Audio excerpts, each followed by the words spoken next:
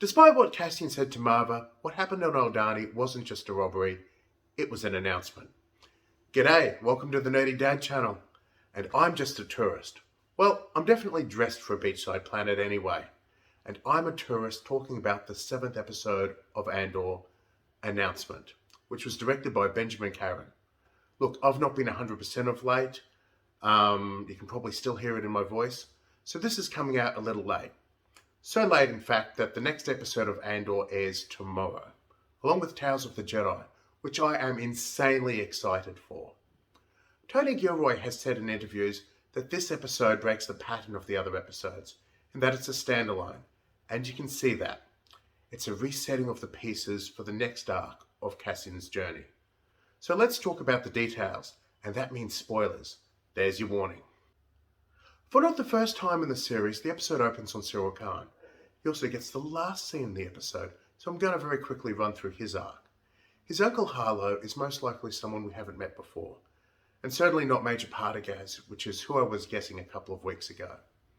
As set up in that episode a couple of weeks ago, Uncle Harlow pulls some strings to get him a job in the Bureau of Standards, which is where we see Cyril at the end of the episode. The other thing the first scene gives us is another look at how the bulk of the galaxy found out about the attack on Aldhani. Bravo! They attacked the garrison, they'll regret it. Which brings us to the ISB. Before the series started, we were told no cameos. No cameos?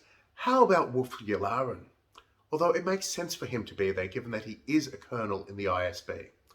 And whether by his decree or by the Emperor's, there is no doubting which side this soldier from the Clone Wars, who fought side by side with the Jedi, now stands. We know the real shock will be when they discover how ready and eager we are to respond, to be prepared.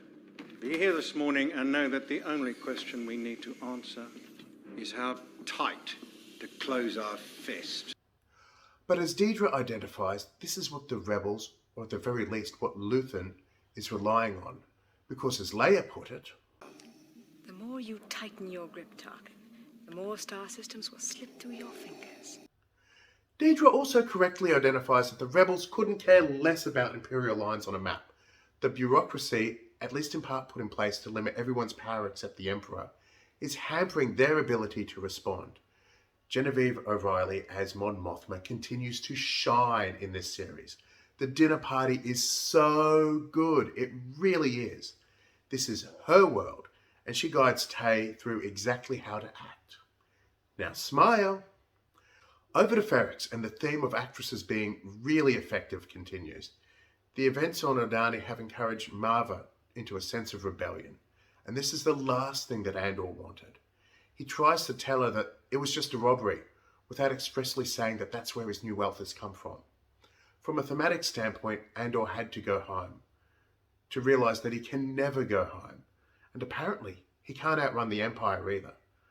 From the trailers, it looked like Andor was going to jail, and I kept thinking that that doesn't make any sense. If the Empire caught him, they'd have killed him. But now it makes sense. They don't know who he is or what he did. His imprisonment was entirely random. And now, combined with Vel looking for him, I'm getting a sense of how Andor might wind up back in the rebellion.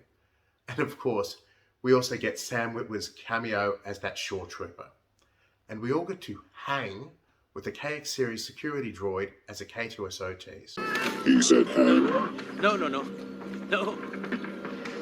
you misunderstand. No, he meant to watch. I am confused as to what happened to Nemec's manifesto, since we didn't see Andor read it. I'm assuming it's still on the ship, or perhaps in the case that he left at the hotel. Either way, I'm not sure that he'll be able to get to it. So maybe the manifesto wasn't as big a plot point as myself and some others thought it might be. It gave us an insight into Nemec's character, and perhaps that's enough. Although I could be wrong and it might come back some way somehow. The last question I have of this episode is one of timeline. We know that Season 1 of Andor roughly lines up with Season 1 of Rebels, and I'm extremely curious as to how Luthen's announcement on Aldhani lines up with Ezra's announcement on Lothal, in terms of galvanizing the galaxy to rebellion. If you like my content, stay tuned to the channel. As well as the ongoing Andor reviews, there are reviews for Tales of the Jedi coming up, as well as gameplay vids from Gotham Knights. I've had my copy on pre-order and I've been waiting ever so impatiently for it to arrive, as reviews and other gameplay vids are flooding my feed. Also, please give this video a like, subscribe to the channel. This is the Nerdy Dad, signing off.